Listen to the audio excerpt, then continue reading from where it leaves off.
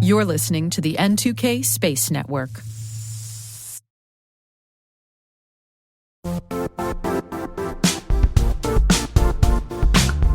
From phishing to ransomware, cyber threats are constant. But with NordLayer, your defense can be too. NordLayer brings together secure access and advanced threat protection in a single, seamless platform. It helps your team spot suspicious activity before it becomes a problem by blocking malicious links and scanning downloads in real time, preventing malware from reaching your network. It's quick to deploy, easy to scale, and built on zero trust principles, so only the right people get access to the right resources.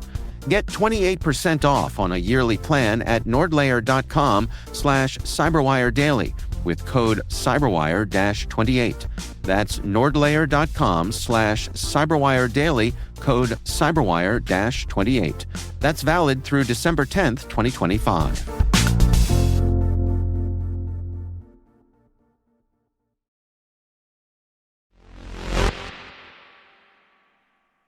Today is November 18th, 2025. I'm Maria Varmazes, and this is T-Minus. T-Minus. 20 seconds to LOS, T-Dress. Go for deploy. Roger, roll. 5. The first ever alleged space crime is no more. 4. Lean Space raises €10 million to scale software-defined satellite operations. 3. The U.S. Space Force publishes Vector 2025 guidance on force design and warfighting. 2. Ursa Major hits a $600 million valuation after a $100 million Series E. 1. York Space Systems files for an IPO after a major revenue jump. 0.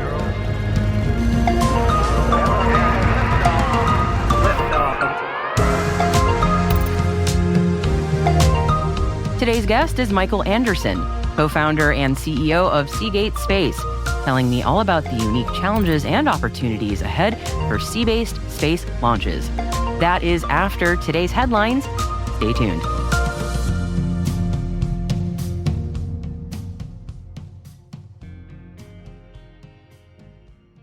Thank you for joining me on this Tuesday.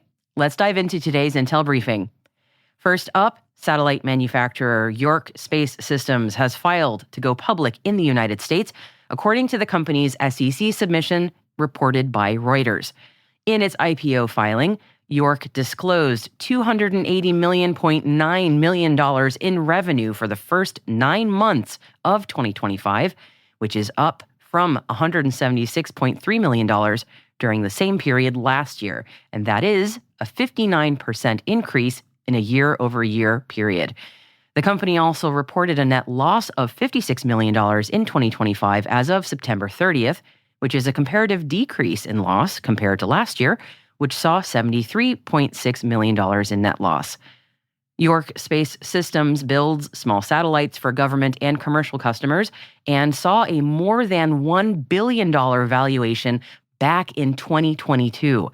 The company is planning to list on the New York Stock Exchange under the ticker symbol YSS.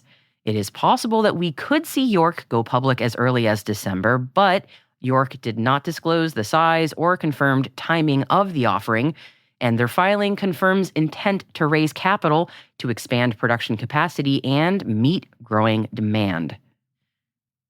Next up, according to a new story from Bloomberg, Colorado-based rocket propulsion startup Ursa Major has secured additional funding that places its valuation at $600 million. And that valuation comes as Ursa Major announces that it has raised $100 million in a Series E funding round. Their new investment will accelerate development of the company's next-generation propulsion systems, including its liquid engines and solid rocket motor product lines. Ursa Major says the funding will help scale production capacity and support U.S. government and commercial customers who are seeking independent, commercially developed propulsion alternatives. Ursa Major also highlighted growing demand for domestic propulsion solutions as launch providers and defense programs expand.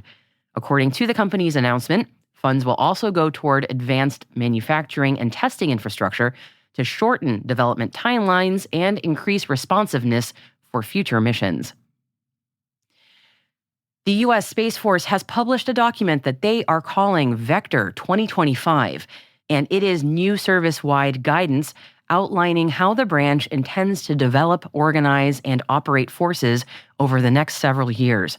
And according to this publicly released guidance, Vector 2025 is designed to unify modernization, operational concepts, and readiness under 4 functions.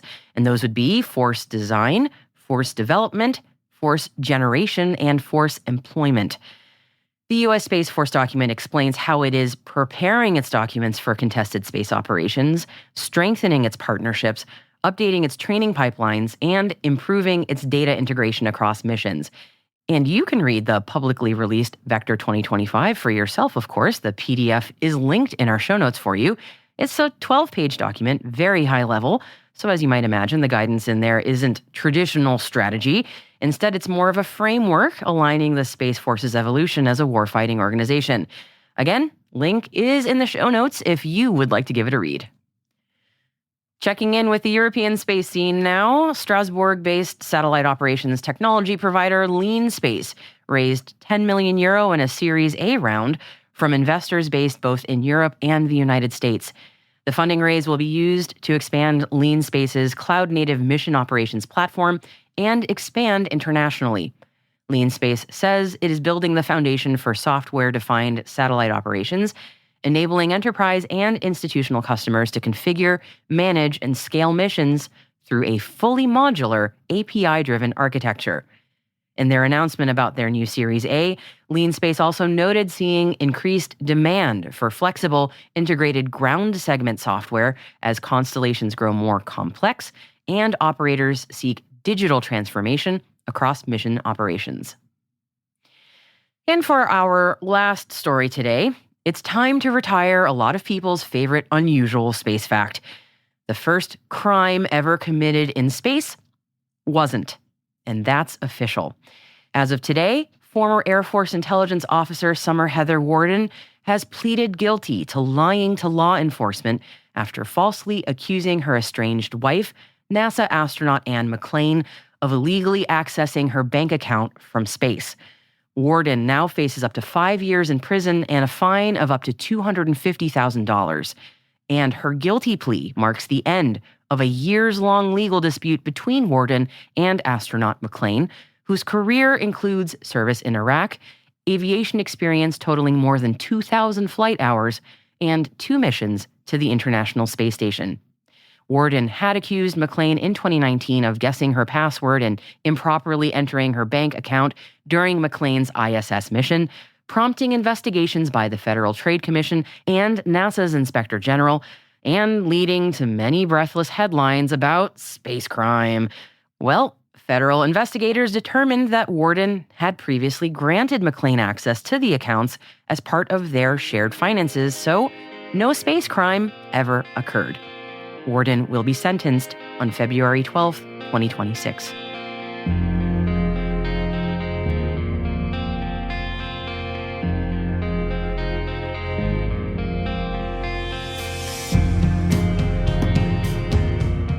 And those are today's headlines for you. Links are all in the show notes, including, again, that Vector 2025 document from the U.S. Space Force if you would like to read it in full. And of course, we always have lots more that we're looking at that we include in the show notes for your edification and delight. To tell us more about what's in there for you today, my colleague from the CyberWire Daily, host Dave Bittner, is here to tell us more. Over to you, Dave. Thanks, Maria. We're looking at a new op-ed in Breaking Defense by Tom Caraco of CSIS, saying it's time for the Pentagon to drop the silent treatment and start telling us all what the Golden Dome actually is. We also have a link to results of the latest Starlab hackathon in Zurich, an analysis of ICEYE as Europe's defense space intelligence linchpin, and our congratulations to 2-time T-Minus guest Stefan Powell, co-founder and CEO of Dawn Aerospace, who just won the 2025 Prime Minister's Space Prize for Professional Excellence in New Zealand. Back to you, Maria.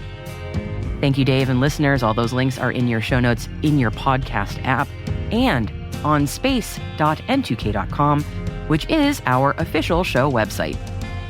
Hi, T-Minus crew. In case you didn't know, we post links to every episode of T-Minus Space Daily, along with the major headlines, over on our LinkedIn page. Just look for N2K T-Minus Space Daily on LinkedIn and click follow to get our episodes and headlines directly in your feed every weekday and on Saturday. A lot of us are spending quite a bit of time on LinkedIn nowadays, and surely a daily space intel briefing from us would be a nice break, maybe, from yet another end-of-year think piece. Ugh. Right? Yeah. N2K T-Minus Space Daily on LinkedIn is not it's yay. Tap that follow button. And thanks.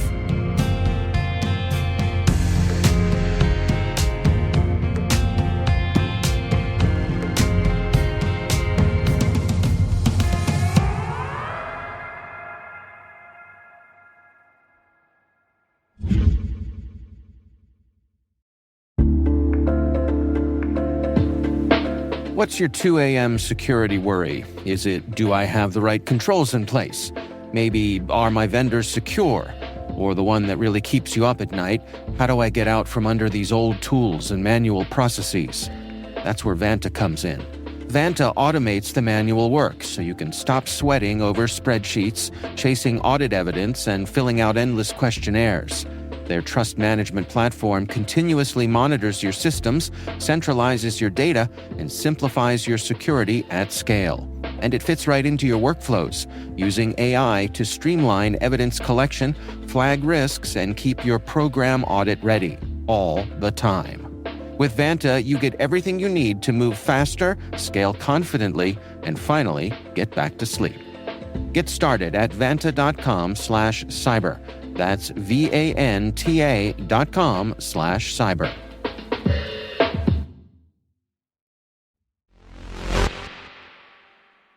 Our guest today is Seagate Space co-founder and CEO, Michael Anderson. And I asked him to start us off by telling us a bit about his company's story. So Seagate Space, we're the maritime partner for the space industry. And our goal is to earn that title by developing novel floating platforms that can accommodate the launch of orbital class rockets at sea. We started up in January. My co-founder and I left one of the largest U.S. flag commercial maritime companies at that time. And we've been at it ever since, adding team members, hitting our milestones, and really just continuing to become more and more excited about what we think we can, as a company, do by bringing real, I would say, maritime expertise and deep, long-standing maritime expertise to the space industry. And come to find that there's a lot of folks in the maritime industry that are very passionate about doing new things. Well, Michael, thank you so much for joining me today and telling me a bit about your company's story, because the need for greater capacity for launch is huge in the space industry. And launching from sea is something that it's been an interesting sort of puzzle that I know many have tried to address and figure out. And I know that you all are taking a really interesting approach there. And you mentioned also that you felt like there could be a greater acceptance of, I don't want to put words in your mouth, but just like a different approach that could be taken there. I'd love to hear a bit more about your philosophy on that. Yeah. I'll talk a little more generally and then get into specifically what we're doing. I think timing is everything when you talk about introducing new approaches, new technology. And I think we're at this really cool stage right now where a lot of the things that were explored 20, 30, 40, 50 years ago that have a lot of merit, but maybe various factors just weren't there to make them a success, are coming back around and are showing that if the timing is right, if other factors have moved into a point where there's the ability to do something that maybe wasn't possible back then. And so I look at what we're doing in that category. I look at nuclear energy and now the proliferation of small nuclear reactors, whereas previously we had much larger scale nuclear energy facilities that maybe weren't as successful. I look at supersonic air travel and what Boom and other companies are doing there, where Concorde had attempted that decades ago, was unsuccessful in doing it. So for us, we look at Sea Launch as kind of that legacy. And what Sea Launch attempted to do, it was a much larger scale than what we're doing today. It was using a set of very complex retrofitted assets. And that may have been necessary at the time for the type of rockets they were launching. But now we see the launch industry becoming so much more dynamic, smaller launch vehicles that are starting to find their niche. And we believe that there's a better opportunity now to bring a maritime asset that's conducive to those vehicles that'll be not just technically viable, but economically successful. The time is right. Okay, so yeah, tell me a bit specifically about your approach, your differentiator, if you will. So I think we have, if I describe it, just simply, we've taken the sea launch asset and the sea launch approach with a semi-submersible twin hull structure, and we just shrunk it down, made it more of a micro version. The requirements for space launch offshore are different than really any other industry operation. You don't need to think that much about weight and carry capacity. Rockets are built to be light. Actually, the ground systems for smaller rockets themselves are not that much mass to carry. So you don't need to think about moving thousands of tons. And that's what existing assets are built for typically, moving thousands of tons, whether you're talking about taking an oil rig offshore or whether you're taking a bunch of containerized cargo offshore. Our launch companies tell us, the customers that we're serving today, typically we're talking anywhere from, let's just say, well south of 1,000 tons of total capacity required to launch a small rocket. And so we've designed an asset that sacrifices the need to lift a bunch of weight, and we've instead created an asset that can actually meet the stability and motion control requirements for a launch at sea in a cost-effective way. One thing I'm very curious about also is something I have noticed in the space industry is how risk is definitely, and it's something you sort of alluded to.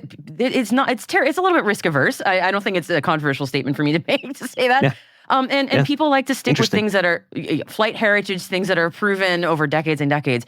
Now we're talking about quite a paradigm shift, going to sea-based launch. So what's your pitch to providers that are maybe going, sounds great, but I don't know. How do you convince them? Yeah.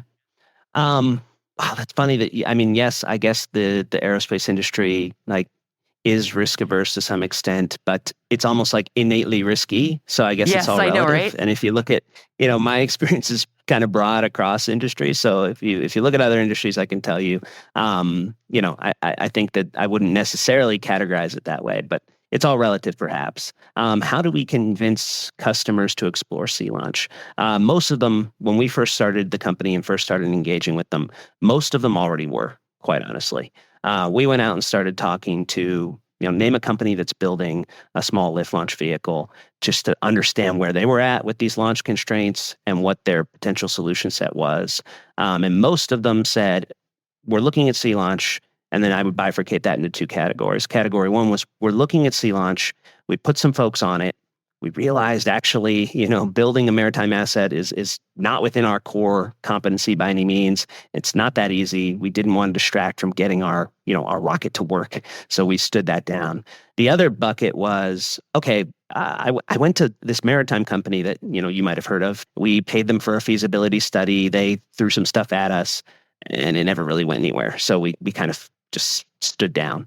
So that to us is a really positive signal, because everyone is looking at this and has some degree of interest and desire to do it, that we're not necessarily starting from square one. What they are then telling us is, we're not capable of doing it ourselves. We realize that, and the existing industry is not really helping us out. So that's what we started the company to go do, is fill that gap. I think there is certainly, competition for sea launch as an option. But when you look at let's say the projects that are out there to build new launch infrastructure, they have their own set of challenges for sure. And we don't have to go into them, but I'll say for our customers right now, they almost all have a significant launch backlog. And success is about how quickly they can develop the capability to actually go and fill that backlog. So waiting on the build of a new launch site in some, far-flung location, I think has, they're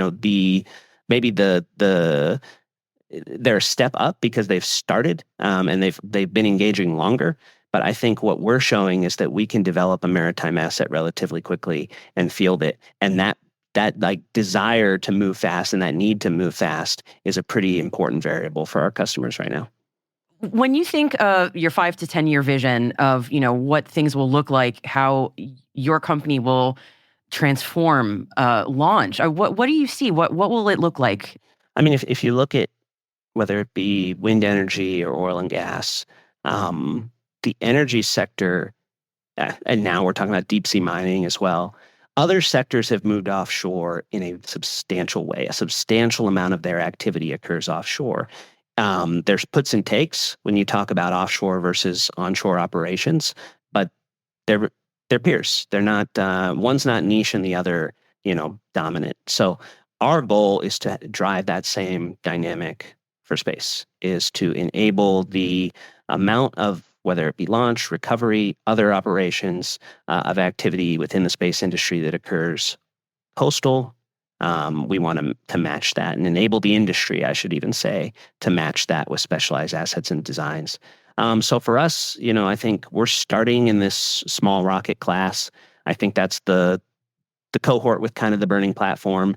That's the, quite honestly, scale of project that as a new company, we can even audaciously take on. But as we start to field those initial assets, we're certainly looking at, can we scale up? Can we support larger rocket systems? Can we support, multiple launches from a single platform rather than having kind of a vessel that goes to and fro? Can we actually move not just the launch, but the recovery, maybe some of the retrofit of those rockets to go again, like make it so that the rocket never has to come back to shore when we're talking about offshore launch, or even have some manufacturing and fuel capability offshore. So we want to make as much activity occur offshore as possible. Other industries have proven that offshore has its merits. We see it here. That's the long-term goal. We're starting small, we're starting focused, because we know that we need to prove this out conceptually and then in reality before we can get there. So it's kind of like, how do we get from these like kind of almost like novelty science projects using existing assets to what I just described? And that's the gap that we're bridging.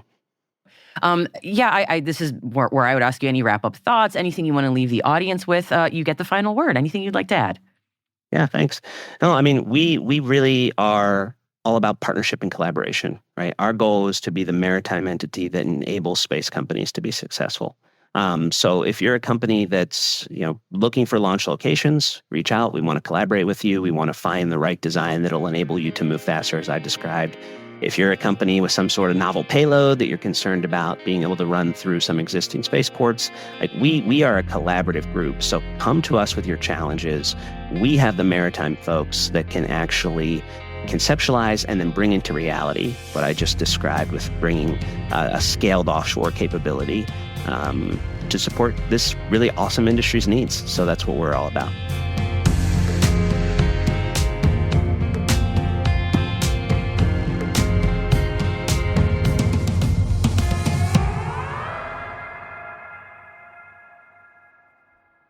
We'll be right back.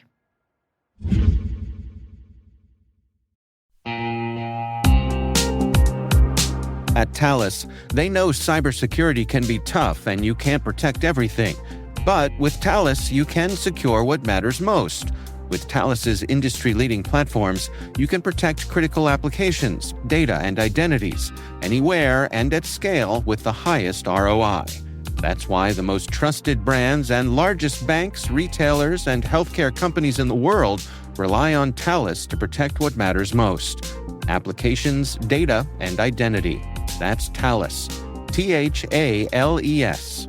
Learn more at thalesgroup.com/cyber.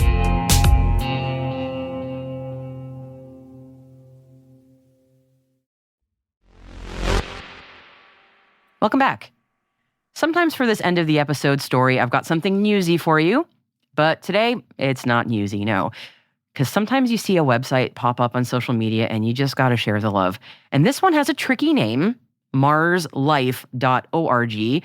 And it's tricky because it is not about finding life on Mars. So stand down, okay? Rather, it is about the life that robotic rovers have or have had on Mars, and what they are seeing or have seen on Mars. Marslife.org is a, quote, panoramic travel guide to the ongoing robotic exploration of planet Mars. And that is about all the reading on that website that you'll be doing, because everything else is just looking around and enjoying the view. This website pieces together the raw imagery from spirit, opportunity, curiosity, and perseverance, and it makes them into a continuous panoramic image of that soul's mission, so you can get a better sense of the wide vistas that these amazing rovers are seeing. You can check out the changing views, soul by soul. That's a Martian day. It also very helpfully shows you an overlay of the paths that these rovers have taken. So if you see a plot point in the distance that it has visited and you go, ooh, what was over there? You just click it and you can see what the rover saw. Not a bad way to spend a few minutes, honestly. And yeah, marslife.org. Go check it out if you haven't been.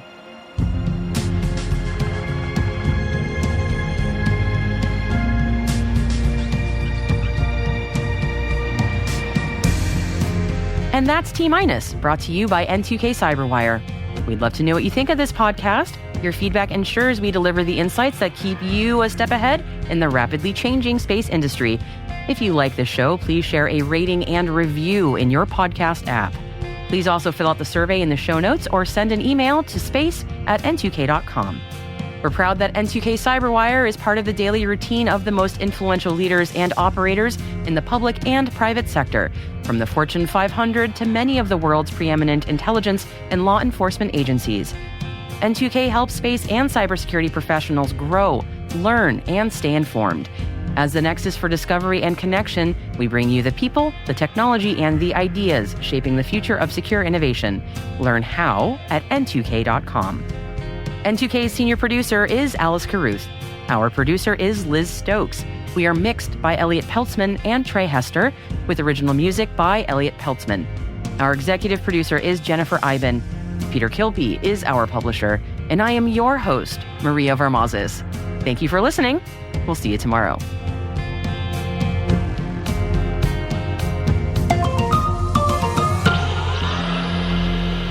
T-Minus.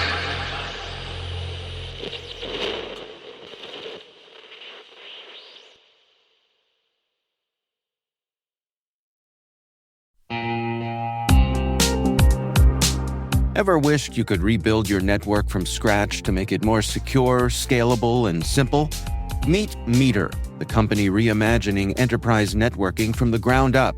Meter builds full-stack, zero-trust networks, including hardware, firmware, and software, all designed to work seamlessly together. The result? Fast, reliable, and secure connectivity without the constant patching, vendor juggling, or hidden costs. From wired and wireless to routing, switching, firewalls, DNS security, and VPN, every layer is integrated and continuously protected in one unified platform. And since it's delivered as one predictable monthly service, you skip the heavy capital costs and endless upgrade cycles. Meter even buys back your old infrastructure to make switching effortless. Transform complexity into simplicity and give your team time to focus on what really matters, helping your business and customers thrive. Learn more and book your demo at meter.com/cyberwire. That's METER.com/cyberwire.